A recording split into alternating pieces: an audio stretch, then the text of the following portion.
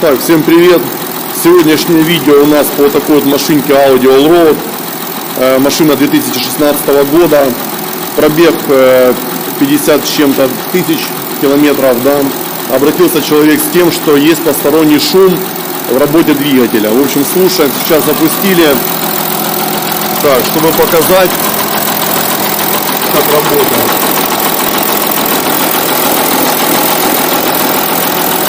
Мотор 3 литра V6, дизель турбовый.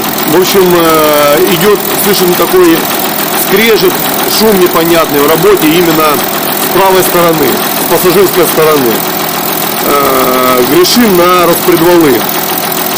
Знаем, что есть проблема с распредвалами у моторов Audi, поэтому сейчас будем потихоньку добираться, снимать крышку клапану и будем визуально смотреть на состояние кулачков, взводной шестерни сзади, которая в завязке 2 вала, да, обратим внимание. Ну, доступ здесь затруднен, поэтому сейчас будем подразбираться, потихонечку добираться, буду снимать видосик, показывать. Так, добираемся мы потихонечку к снятию клапанной крышки. Доступ здесь затруднен, нужно откидывать вот эти все трубки. Сейчас еще непонятная ситуация с вот этими вот у нас трубопроводами, да, идет. Так, здесь для снятия есть возможность выкрутить помимо гаек еще и шпилечки. Вот так вот имеют вот такие шлицы, можно выкручивать шпильки. Так, хочу сказать сразу, чтобы имели в виду, что придется заменить болты крепления форсунок. Они здесь одноразовые, желательно их сразу заказывать. Ну и резиновые уплотнения. Тут уже есть уплотнения, которые под самими болтами, есть уплотнения, которые пыльники на форсунок, плюс под форсунками есть шайба медная, и на форсунках на обратке есть маленькие колечки резиновые. Тоже нужно иметь в виду, что это все одноразовое, желательно заменить при снятии. Ну и сама прокладка клапанной крышки. Так, в общем, продолжаем разборочку. Здесь тоже нужно немножко освобождать место. Здесь такая насадка, которая от воздуха идет на дроссельную заслонку. Так, вернее, на турбину, да, на турбину. На вход турбины.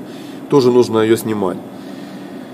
Так, ну, в общем, процесс вот такой вот, достаточно такой длительный оказался. Казалось бы, да, снять крышку, но вот не так все просто. В общем, продолжаем, буду снимать, показывать дальше. Итак, для того, чтобы снять клапанную крышку, вот эти трубки, тосола, охлаждающей жидкости снимать не нужно, хотя они не мешают. Но нужно сделать что? Когда открутите гаечки на крепление крышки, каждую шпилек можно выворачивать. Так вот, вот эти крайние шпильки с нормальным доступом вы выворачиваете, поднимаете немножко край крышки, из-под низу их достаете, чтобы они не мешали. Буквально половину шпилек можно извлечь просто через низ. Потом у вас останутся только угловые вот эти шпильки. А эти шпильки, наоборот, нужно без гаек закрутить максимально глубоко. Тогда вы сможете крышку снять просто с этих шпилек и немножко влево-вправо, вперед, назад, как бы вывести ее из-под этих трубок. И она, в принципе, выходит. Аккуратно, не дергая, без усилий, ничего не ломая. Так, добравшись под крышку, что мы начали обращать внимание? Так как звук был такой у нас, стук как со скрежетом, поэтому просмотрели все рокера, обратили внимание. Рокера у нас целые. Состояние кулачков распредвалов тоже целое. Единственное, что мы увидели, это на бойке вот такие на шестерне, да, там, где распредвалы приводятся в действие. Вот в этом месте, вот там, есть такие места, в которых прилегает шестерня, да, подпружиненная. И там уже маленькие есть раковинки, такие скольчики, но здесь они еще незначительные. Значительно, что видно на самом распредвале, вот, в частности, так, сейчас покажу лучше. Вот можете оценить, кстати, какой распредвал. Вот это вот такие распредвальчики нежные. Очень маленькие, трубочка с на горячую насаженными шестернями. Шестерня это несъемная, только часть шестерни можно снять, сняв вот это стопорное кольцо подпружиненное. Так, в общем, что сейчас я вам покажу, что мы увидели. Так, в процессе работы есть вот такие вот у нас набоечки. Сейчас я покажу, так найду. Так, на этом. Сейчас. Так, в местах есть вот такие вот раковины, сколы, которые уже достаточно вот существенны, особенно вот в этом месте. Вот здесь видно, как немножечко вот в этих местах побита шестерня. И уже щесало, кусочки начали выпадать, выкрашиваться. И даже если присмотреться к этой шестерне вот так вот сверху, то видно, что она в этом месте, вот сюда, уже стала уже, чем в этом. Поэтому со временем, если так, вот видите, идет полностью эта набойка по кругу в этом месте. Если так оставить, то может привести к тому, что этот скрежет доведет до того, что зубы отломаются. И тогда будет вообще бедулька, заклинивание ГРМ, да, произойдет. Поэтому, как рекомендация, желательно сейчас на этом этапе уже заменить распредвал целиком, так как это идет цельная конструкция вместе с шестерней. Второй же вал, который у нас вот, он тоже имеет подпружиненную шестерню, но таких набоек не имеет. Почему проблема с одной стороны? Мы посмотрели по ГРМу. ГРМ устроен таким образом, что именно натяжной башмак на цепь ГРМ находится именно с вот этой стороны. Поэтому подружается ГРМ именно с одной стороны. Может быть, из-за этого есть какая-то нагрузка на шестеренки.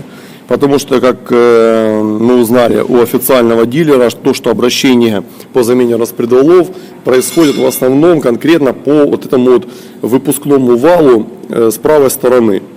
И бывают проблемы с кулачками, бывают с опорными шейками, с этими же рокерами и вот бывает с шестерней самой. Поэтому сейчас, как рекомендацию, человеку рекомендуем с этими раковинами на этапе заменить вал, потому что опасно, хотя бы потому, что может их сорвать, эти зубы, элементарно. И будет вообще бедулька. Да, вот эту шестерню пока менять не нужно, потому что здесь, здесь маленькие такие, несущественные, да, есть видимые повреждения, но они как бы нормально, можно оставить, скажем так. В идеале вообще, конечно, менять пары.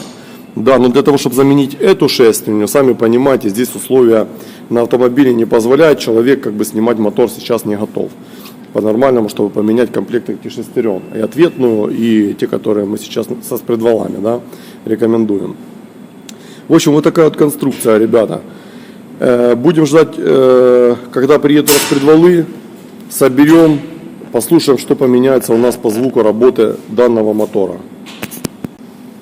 Итак, ребята, в общем, собираем все пока назад, так как отсутствует в наличии у нас вообще распредвалы как таковые в Украине в продаже. По факту мы увидели, да, сколотые зубы. Этот скрежетащий звук подозреваем, что идет именно с портрения этих шестерен. Поэтому человек закажет распредвал для замены, либо же, не знаю, там будет решать вопрос, может, не знаю, будет ремонтировать, не будет, но сам факт то, что сейчас по факту нам нечем заменить этот вал. Поэтому собираем. Хочу вам сразу же сказать, имейте в виду, что на оба вала у нас установлены взводные шестеренки. Вот они. Поэтому перед снятием нужно заштифтовать, чтобы у вас вот хотя бы по размеру подобрать какие-нибудь штыречки, сверла, ставить, чтобы ничего не сбилось. Ну и предварительно, когда будете снимать, поставьте на всякий случай свои меточки, как вы сняли, в таком же положении поставьте назад. Да, чтобы ничего там не попутались метки ГРМ. Так, в целом сейчас вот на этот момент мы соберем. Конечно, у нас ничего не поменяется в плане звука, но хотя бы технически покажу вам устройство внутреннее вот этого мотора нового поколения, да, которые пошли вот сейчас до сих пор выпускаются автомобили с такими моторами. Такие вот нежненькие валы, имеют проблему шестерен. Также есть проблема и по кулачкам, как я уже ранее говорил, были случаи, то, что нам сказали официальный дилер. В общем, все скомпоновано очень плотно, доступ неудобный, но, видите, на машине можно хотя бы добраться, поменять распредвалы, хоть это радует. Так, в общем, продолжаем сборку. Меточки вот я показал, как установлены. Так, дождались мы новых распредвалов и шестереночки. В общем, для того, чтобы поменять, сзади известно, да, что нужно снимать мотор. Вообще, если доступ к ГРМ нужен. И тут помимо конструктивно, тут все так сделано, что конкретно в нашем случае доступ к вот этой шестерне сзади, да, которая находится под этой крышкой, был затруднен. Нужно было снимать турбину. Ну, в общем, шестерню мы поменяли также распредвалы, поставили с новыми шестернями. Сейчас я покажу, что было с парной старой шестерней. Вот такой вот у нас интересная система коллектора сделана с каталиком. Все это цельная конструкция идет. Так, и в общем, и вот шестерня, которая была у нас, видите, что с зубом случилось. Вот такой вот оторванный зуб, скол. Уже на парном зубе пришлось менять. Так, в общем, теперь нужно устанавливать все назад. И надеемся, что это и было причиной того стука, шумной работы мотора.